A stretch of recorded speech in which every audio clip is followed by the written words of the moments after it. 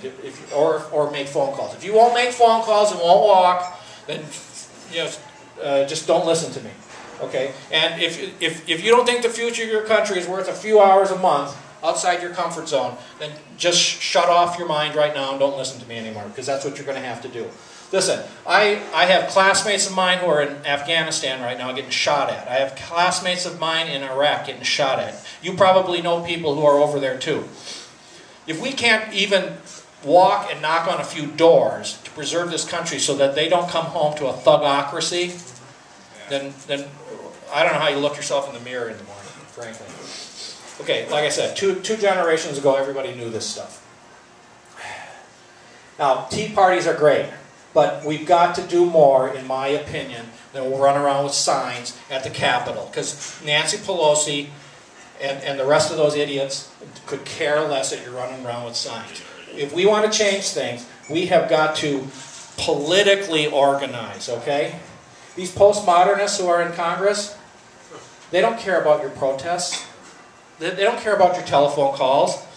The best way to threaten these people is to demonstrate that we can mount effective political campaigns against them, and the best way to threaten them is by uniting inside the Republican Party at the local level as PCs. Last night, again tonight, I listened to Hugh Hewitt's radio program. This guy just doesn't get it. Caller after caller called in. Oh my God, they're only going to cut $32 billion. I'm mad as hell. I'm mad as hell. What's Hugh Hewitt's solution?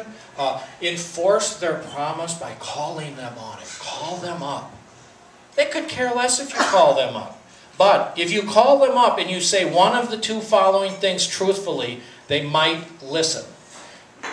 If you call up and say, I'm a conservative Republican, I'm a conservative Republican precinct committeeman, and I'm recruiting every conservative I know to come into the Republican Party and to become precinct committeeman, so that 2 years from now, when you come back to the district to run, we're going to primary you if you don't follow the Constitution and enforce it and fight tooth and toenail for our liberties. Yeah. Or, I'm not a precinct committeeman yet, but I'm a conservative Republican, and I am going to recruit everybody I know to become one just like me, and then I'm going to get together with all the other conservatives in my district, and we're going to take you out in the primary. You say that to them, it gets their attention. That's the only thing they care about, is getting reelected. They could care less if you call them or fax them or do anything or email them. They could care less unless you threaten their livelihood. Can I throw in there, if you also say you're a member of a tea party, their eyes get big too.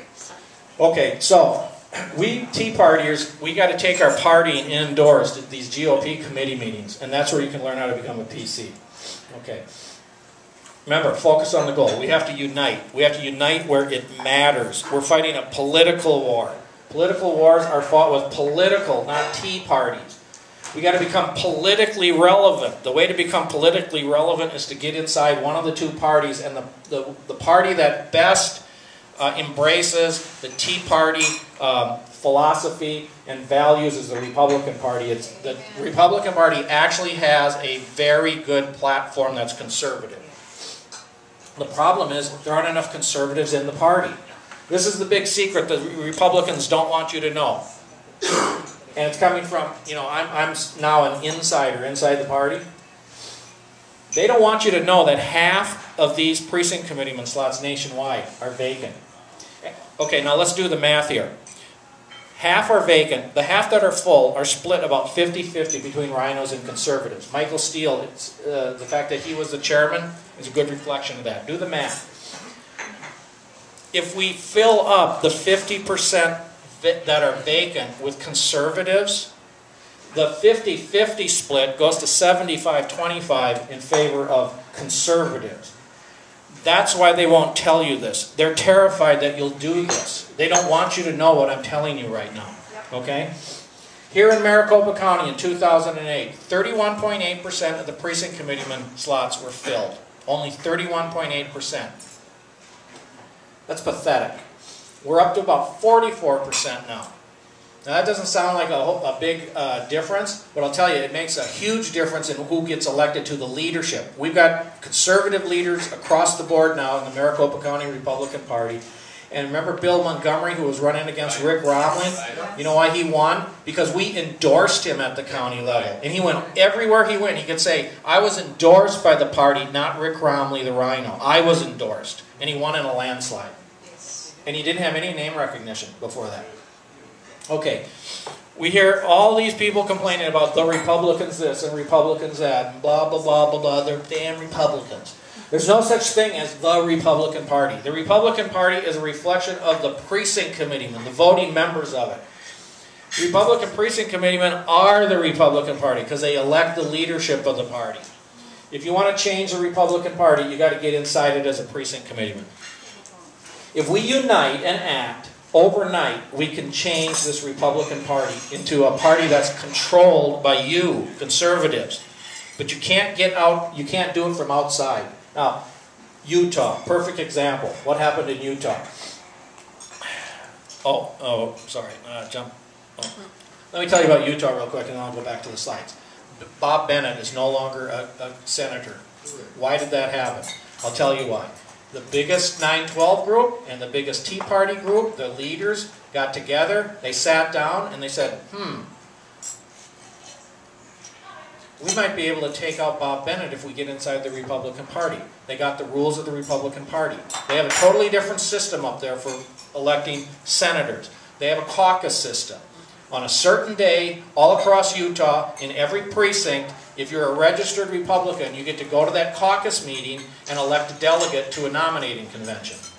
So they figured this out. And so some of them were independents. They re-registered as Republicans. They went to these caucus meetings. I want to be the delegate. Or some conservative they know said, I want to be the delegate. They elected more conservatives than ever before. Almost twice as many delegates went to that nominating convention as had done the previous time. And when Bob Bennett showed up, there were about 7 or 8 people running to get on the ballot. The way it worked was this. If somebody got 60% of the vote, there would be no primary. But if there were 2 candidates, only 2 could get on the ballot. If neither one of them got 60%, then they'd have a runoff, a regular primary. You had to get a minimum of 40%. On the first ballot, Bob Bennett didn't get 40%. So he was gone. He didn't even make it to the primary. And why did that happen again? Because conservatives in the 9/12 groups, in the Tea Party groups, and the other grassroots conservative groups got together inside a political party. We got to win the elections, people. Okay. It only takes a few months to become. It only takes a few hours a month to be a precinct committeeman. Actually, in Arizona, it takes less than that. Once you're a precinct committeeman, you don't even have to go to the meetings. There's no meeting requirement. Once you're a precinct committeeman, you're top dog. You can do whatever you want, or as little as you want. But you're going to want to go to the meetings because the candidates come to the meetings. Okay. Now I'm going to show you do some prop work here. Okay. This is my phone list for my Legislative District 17 Precinct Committeeman. There's 112 names on here, okay, and phone numbers, with phone numbers. We had a leadership election. We cold called everybody that we didn't know on here and asked them if they were a conservative. And then we told them we were going to have a conservative slate this time. And we won 4 of the 5 offices, okay, just with a little bit of organizational work. How did we get the phone list of the precinct committeeman? I called Rob Haney up and I said, you know, could the county recorder take a couple of databases and create a phone list for us? Yeah, let me ask. And so they generated one for us. It was real simple. Okay, these are the bylaws of the Maricopa County Republican Party. That's it. This is not rocket science. These are the bylaws of the Arizona Republican Party. 20 pages. Lots of white space. It's double space. These are the LD17 bylaws. 6 or 7 pages. This is not hard stuff, folks. This is easy.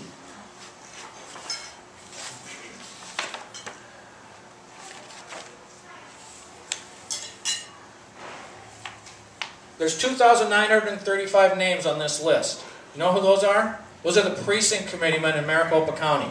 There's 710,000 Republicans, registered Republicans in Maricopa County. But this is the Republican Party.